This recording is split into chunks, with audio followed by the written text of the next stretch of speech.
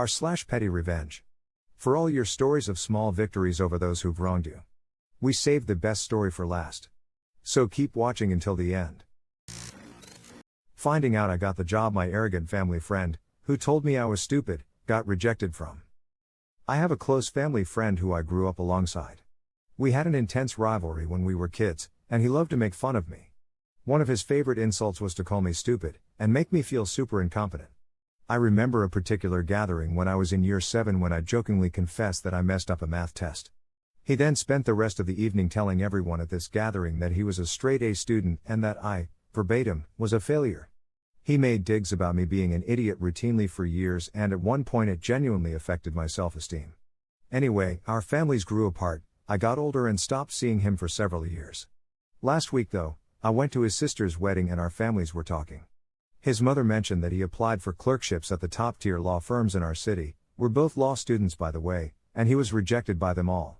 Everyone else then tried to console him, he was visibly irritated by this, and commented things like, "Oh, it's really competitive, hardly anyone gets in these days." I didn't say anything, but then his mother asked me if I was working and I said yes, and then she asked where. At first, I contemplated saying something like, "Oh, just a place in the city," but then I decided it was too good an opportunity to pass up, so instead I chose to look him straight in the face and name one of the firms he was rejected from. Everyone went silent for a minute, and I can't explain how satisfying it was to see the astonished look on his face. Just to clarify though, I don't think grades or a fancy job are a measure of intelligence or a person's worth at all, but he definitely does, and it was just a really petty win for me cause the guy was a total jackass. Edit, thank you for all the well wishes everyone. Really appreciate it. Also FYI, I'm a 22-year-old female and his mom is actually quite a sweet, lovely woman, so I have no idea how he turned out the way he did, lol. He also wasn't really a friend of mine, our families were quite close, so I saw him all the time growing up. I stopped going to events he was at when I got older. For anyone curious about the rest of the night, someone else changed the subject and I didn't see him again after that as his family was quite busy because it was his sister's wedding. Giving a bitchy sales assistant at Victoria's Secret a taste of her own medicine. This is my friend's story. She doesn't use Reddit, but it was simply too good not to share. So, a few years ago my friend was pretty desperately looking for a job whilst in university. She was in a shopping center and went to Victoria's Secret and saw that they were hiring on a poster outside the store. She went in and tried to speak to the sales assistant, who ignored her until she got right in her face. My friend asked how she could apply to work there, and the sales assistant looked her up and down and said, "Look hun, I don't think you're pretty enough for this job, but if you want you can apply online." My friend was upset and left the store. After about 5 minutes she marched back in and started asking the sales assistant to pull their most expensive pieces for her. She kept asking for different sizes, colors, if the sales assistant could check the back for her, etc., etc. After about an hour of wasting the sales assistant's time, it's time for her to pay. She goes to the counter, pulls out her wallet, but then asks the sales assistant if she can look at the pieces again. After inspecting them for another 5 minutes, she puts her wallet away and says, "I don't think these are pretty enough for me," and walks straight out of the store. You ruin my dream, I'll ruin yours. When I was in nursing school, my dream was to become a nurse anesthetist, CRNA. In order to get accepted into anesthesia school, you, almost always, have to have a couple years of ICU experience first. My first job was in mental health for a year, and then I was fortunate enough to be hired into an ICU. My preceptor was nasty to me. Just very condescending, would berate me to the point where other nurses were like, "Maybe you should bring this into one of the rooms," etc. She would send long emails to the nurse manager of everything I was doing wrong. Made me feel stupid for asking questions. It was just not a good experience. She was also very arrogant, saying how when she was new nurse in the ICU she got taken off of orientation early because she was just so good. She would also brag about her fancy expensive wedding that was going to be featured in a magazine. I freaking hated her. Her fiancé was a CRNA, and it was also her dream to become a CRNA. She was in the process of applying to schools when she was precepting me, and would tell us how her fiancé would help her take the knowledge quizzes that were part of the admissions process at some of the schools. So, I left that job after a month or so because I was so stressed, and ended up transferring to a different hospital. I harbored deep resentment for this chick, and would occasionally Facebook stalk her. I learned she had started CRNA school at a college in Texas. They had uprooted their lives, they were married by this point, and moved from Florida to Texas so she could go to this school. So I sent the school an email explaining how she had cheated on her admissions tests and that her husband helped her, and that this type of behavior is contrary to the values held by the school. She got kicked out. B. Ruined my dream, I'll ruin yours. Reception guest complained about his drink, got a crappier one. I used to bartend at wedding receptions when I was in my early to mid-20s. All our liquor had the caps that stopped the flow after pouring out exactly one shot. My head bartender trained me to always give a little extra pour with a wink because it costed us virtually nothing and people would tip us better. This wedding had a cash bar. Pretty inexpensive, less than $10 a drink, but if you're drinking all night it adds up. A middle-aged guy is ordering a lot of Captain and Cokes.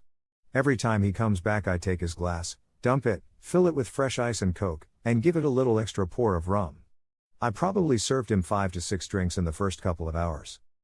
After the last drink, my head bartender pulled me aside and said the guy was talking shit about me. What? I've been nothing but nice. Apparently he was one of those dudes who thinks the liquor is stored in the ice and I was dumping his precious melting ice cubes.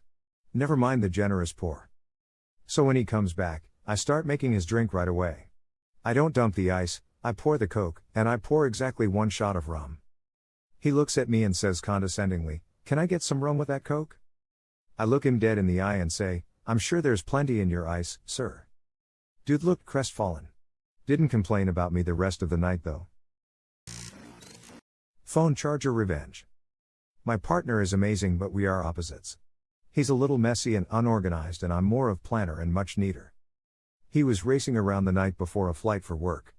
He's complaining that he didn't have enough time to iron his clothes and pack everything because he had to drop by a baby shower for his sister. He asks me to take care of it. I remind him to buy a new phone charger on his way back home. His is unreliable because he yanks it out by the cord so it has a sloppy connection. Of course he didn't do it because he forgot. The next morning, very early, he is shuffling around and I hear him unplug my phone from the charger, connect his cable to my phone and put mine in his briefcase. He wanders off to the shower, so I switch them back and go to bed. He acts baffled that his charger doesn't work when he gets home the next day, so I said, "That's weird. I knew you'd forget to buy a new charger so I swapped them so you'd have the good one." The look of realization on his face almost made me give myself away because I was trying not to laugh. Bonus story, we own a business together and swap out days between our regular jobs to call clients. He plays Call of Duty and yells while I'm on the phone, so I knock on my desk and he goes to the door thinking I'm too busy to answer. He looks confused and goes back to his game. It's hilarious and petty, and one of my favorite pranks to play on him. After 23 years together, it's just a bit of silliness. You want to be petty? Enjoy getting peed on. My mom would drive me and my friend Adelise to school in 5th grade. Adelise walked over to my house on this fateful morning where my mom and I happened to be running late. I was carrying my lunch, mom's coffee, backpack, and my dog Andy's leash. He was a Pomeranian. My hands were full and I needed to put everything in the car. So I asked my friend if she could hold my dog's leash, it is a retractable one, and let him pee on the tree that's about 10 feet away from her. I gave her the leash and started putting the stuff in the car. When I looked back I saw that she had locked the leash from retracting and wasn't letting Andy go to the tree that was literally right next to her. Andy was practically choking himself trying to get to the tree. I asked her, "Why aren't you letting him go?" And she scoffed and replied with an attitude saying, "He's not my dog so I'm not walking him." Seconds after she finished her sentence Andy peed on her leg and it got all over her socks and shoes. It was glorious. She had to walk back home and change. When my mom finally got to the car I told her the story and we had a good laugh about it. Rest in peace Andy, he was a freaking legend with so many more stories like this one. Lying coworkers, have fun being late to work. I've been doing street outreach for a year. Some of the situations on the job are life and death and I go to work every day trying to do my best for my clients. That being said, I genuinely don't feel like I have time for meddling ass coworkers. I work the weekend shift and every week without avail the Monday crew complains on me for something. At first it did start out from mistakes I had made. For example, one night some clients had been eating in the back of the work van and there were crumbs I didn't vacuum out. I apologized and then every Sunday after that, I would vacuum the van. Despite my diligent cleaning, the crumb complaints continued. The final straw was 2 weekends ago when I got an earful from one of the Monday crew that on my shift I had left all of the supplies in the van and hadn't cleaned. Here's the thing, I vividly remember cleaning. Petty revenge number 1, I told my supervisor about this complaint and he went back on the cameras. They clearly show me taking all of the supplies out of the van and cleaning it. I told the complaining coworker I had gone back on the cameras and he immediately started backpedaling and pointing the finger at his work partner. He told me his partner has been the one who's been filing these complaints every freaking Monday. At this point I was about 50 shades of done with this bullshit, so I enacted a plan. Every Sunday I'm going to do something petty that won't hurt anybody but will be mildly annoying. Petty revenge number 2. 2 weekends ago I changed the clock in the work van 45 minutes ahead so these fools will think they showed up late to work.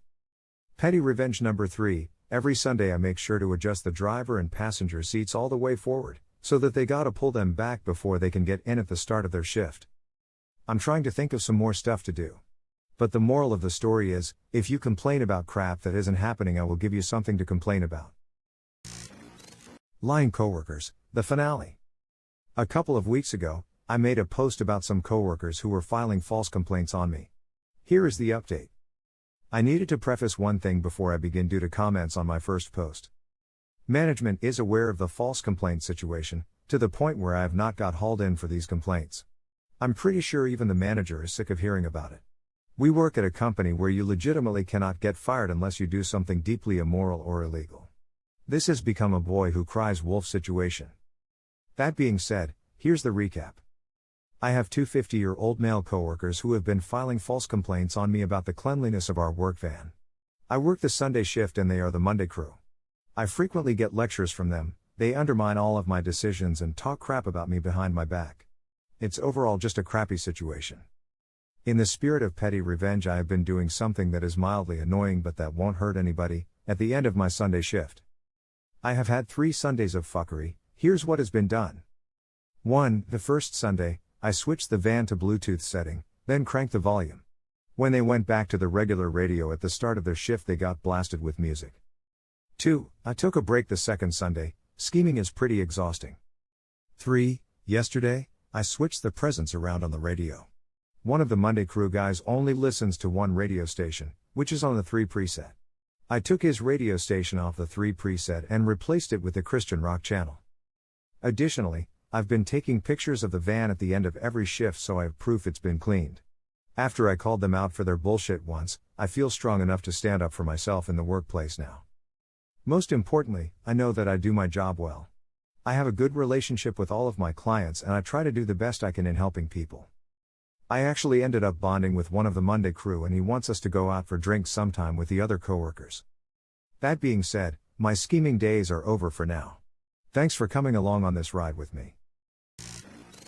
Copy my homework without asking permission? Have fun losing your recess. So, when I was in the 2nd or 3rd grade, I was classmates with one of those really snippy, self-centered, higher-than-thou type of girls. Let's call her Cindy.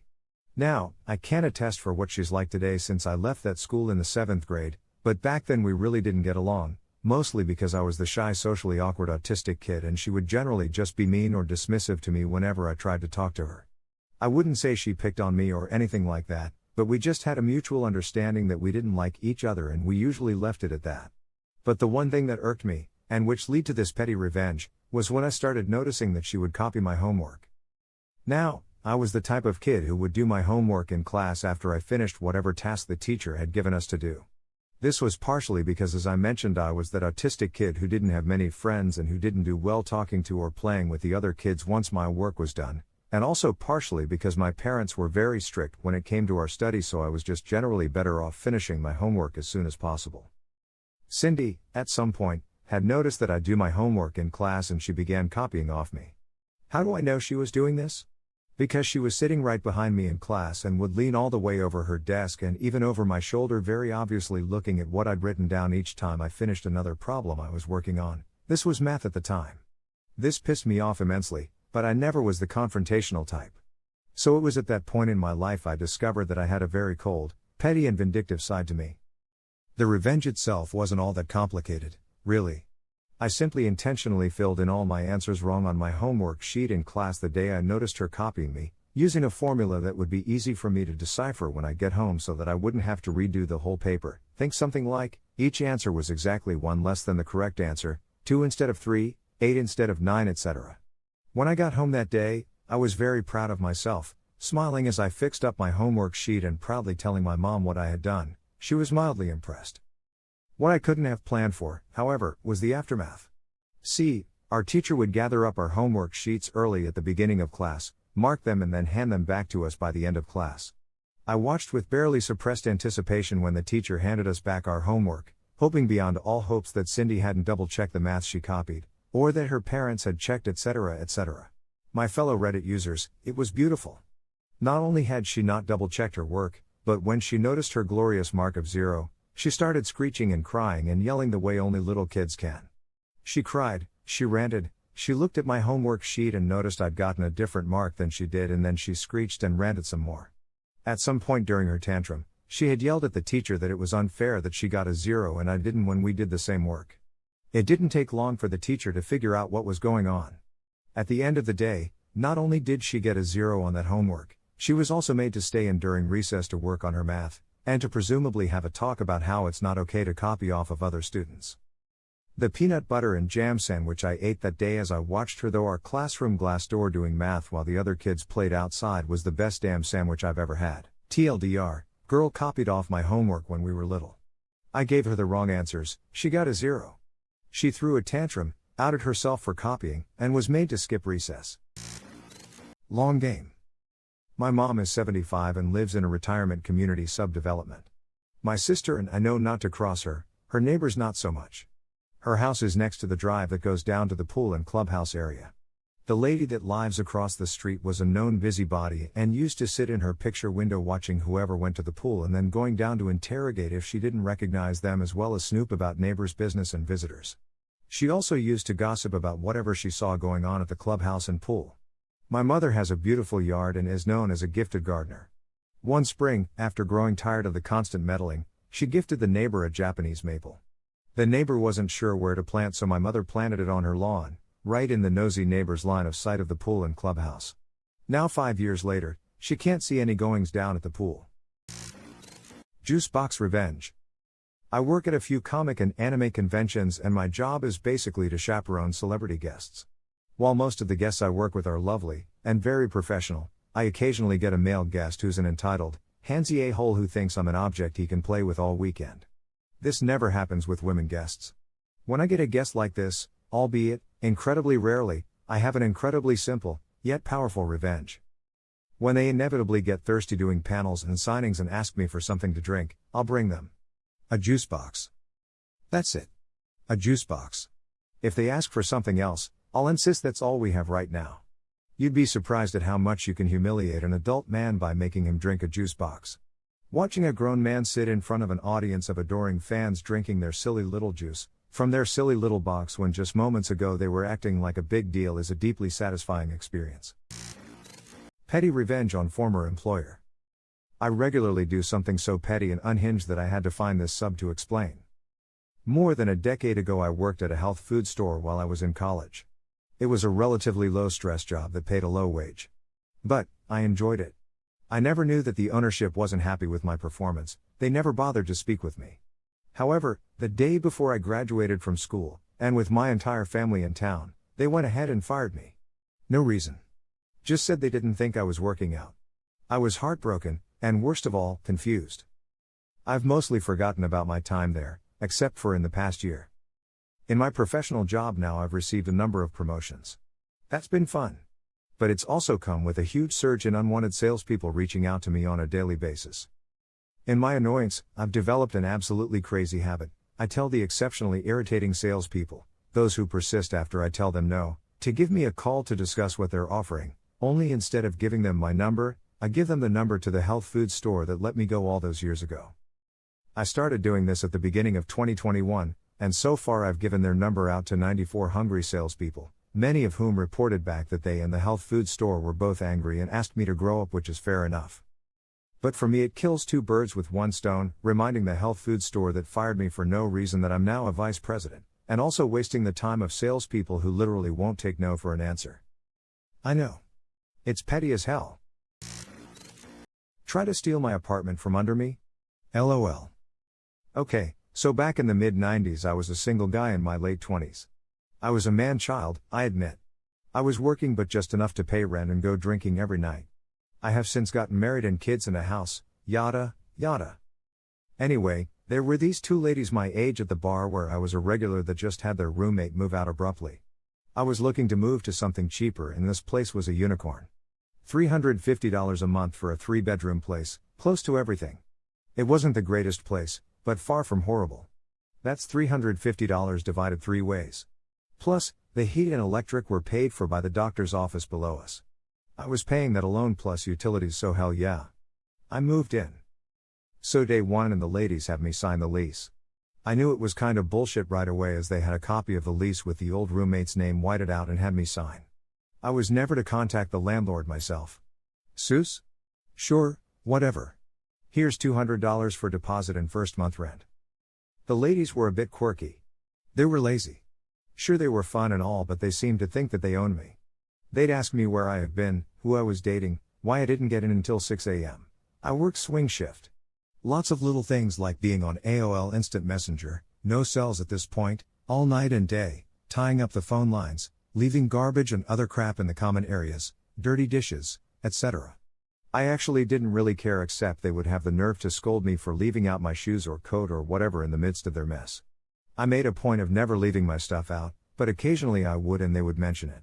Plus a cousin of the one roommate stayed there 2 to 5 times a week, which again was annoying but whatever.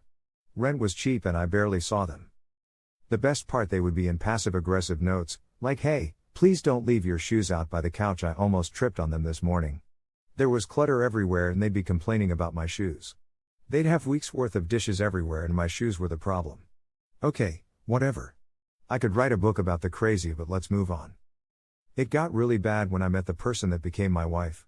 They were a bit jealous and tried regularly to break us up. She called one morning, the ring woke me up, the ladies answered the phone, saying that I never came home last night after meeting some girl at the bar. I called her later and she told me this, laughing the whole time. She knew it was bullshit since she dropped me off for the night shift the night before. There were a lot of similar stories like this, but on to the main story. The lease was up in a month and they decided to get another apartment and I would have to move out. I asked if I could take over the rent and they said that the landlord already leased it to someone else. Okay, sure. So, I finally called the landlord myself. She tells me that she only knew I was living there because she got my check every month. I made them out to cash and the roommates were too lazy to cash the check beforehand. She said that no, she has not leased out the apartment and hadn't gotten any notice from the ladies that they were moving out yet, but the one cousin that stayed over often was wanting to sign. It was obvious to me that the landlord did not like these women and I asked if I could have first. Furthermore, they were trying to steal the lease from under me and give it to the cousin. I asked and received a letter from her giving me first dibs on the apartment.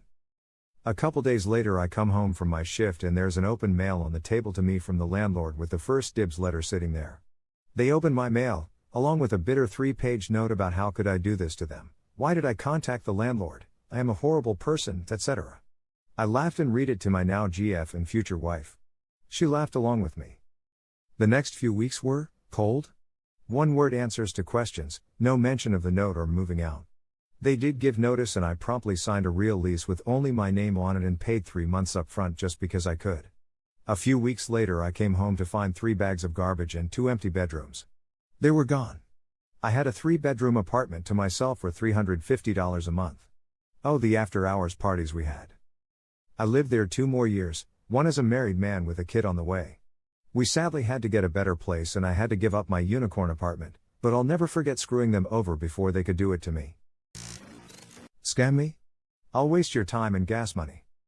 So I bought a pair of AirPods on OfferUp, which is an app that lets you list items for sale. They were sealed, I verified the serial number, and looked very real. Noise cancelling worked as well and I was too naive to see the red flags around the transaction. A few days later, I noticed that my warranty expired all of a sudden and an Apple rep told me that these were replicas. A darn good one too. So I asked the guy to meet me again because I wanted to buy another pair. Once he got to the Starbucks, I blocked him.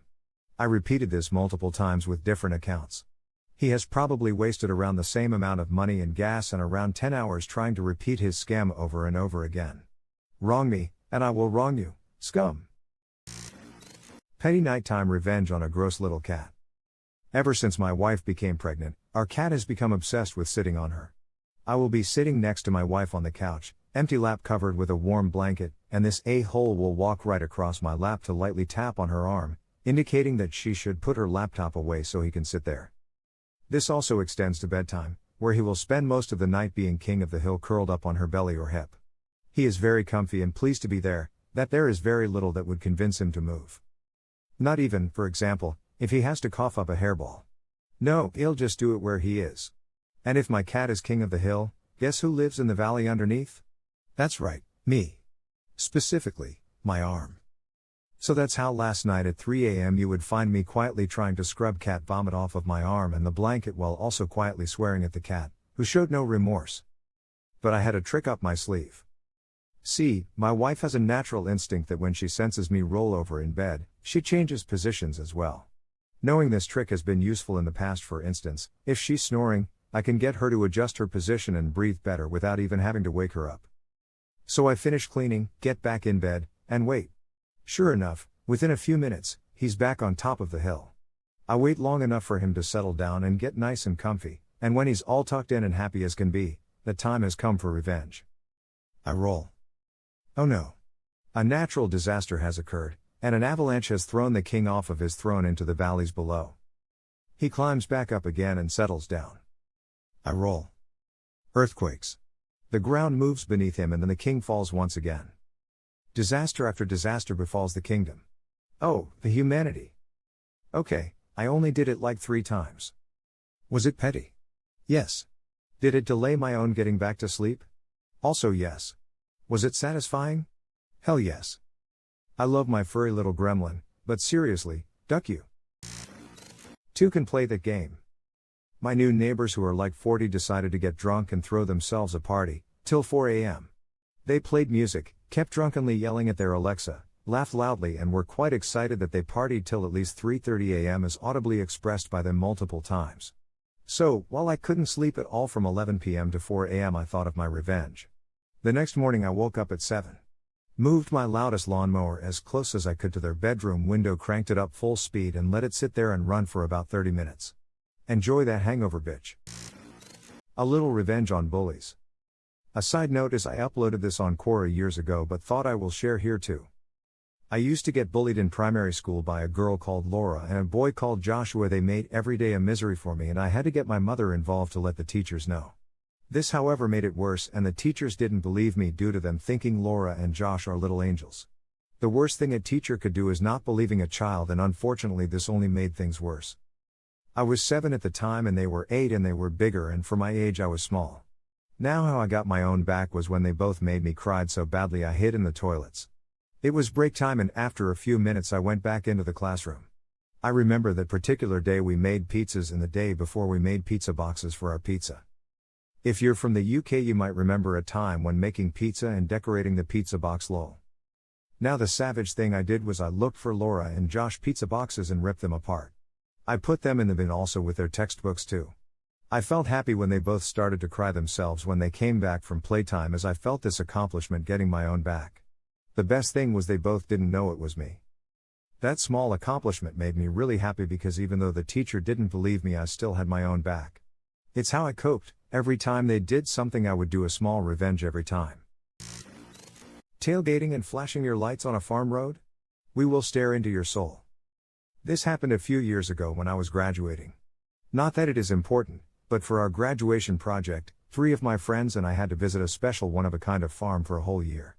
My friends and I were driving on a road leading to different farms, and where I live, the maximum speed on this kind of road is 80 km per hour unless otherwise indicated. However, as we were nearing the end of the year, we had gone to this farm many times before and were comfortable driving 90 to 95 km per hour on said road. As we were driving, a different car approached us at high speed and began tailgating us.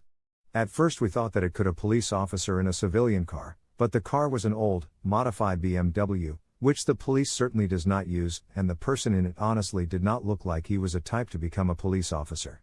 We were looking for a spot to possibly pull over, but that was not possible due to ditches and trees being too close to the road. My friend who was driving actually sped up a bit, but the person behind us was still tailgating and was even flashing his lights at this point. Suddenly I had the idea of my friend and we were sitting on the back seat, turning around and staring into that man's eyes. So we turned around and stared into that man's eyes with a blank, emotionless and dead stare, as if we wanted to consume his soul. We could see him get physically awkward and he tried not to look at us. However, as he was right up our rear, that proved to be really difficult for him. He eventually slowed down and stayed a good 15 meters behind us, and flying his lights no more. We still continued to stare at him, though. Just to be sure he kept his distance. One woman's trash is another woman's weapon. My neighbors have always been pretty epic, whether it's epically bad, weird, or wonderful. The late OOs were no exception. My husband and I were 24 or 25 and attending LSU. The chick living above us, we were first floor, she was second, at the time was of the petite, bouncy, monosyllabic variety. She was pretty quiet at first, then I guess came out of her shell, because a month after she moved and I was walking my dogs on my birthday and guests of hers went streaking through the quad. We didn't have a quad, but that's what they yelled as they ran by me. I figured, at least I saw a birthday suit on my birthday. She apparently had tasted the party life and liked it. Next thing I know, she's a 2 a.m. feng shui enthusiast, letting her guests smash glass bottles by dropping them from her balcony by the one and only door my dogs had to go out of for me to clean up. Her dog was a hound dog with the loudest bark I've ever heard in my life. That could make your butt pucker if you weren't expecting it. But as soon as she had frequent company, she stopped actually walking her own dog. She'd come down to the bottom step of the stairs and let it go.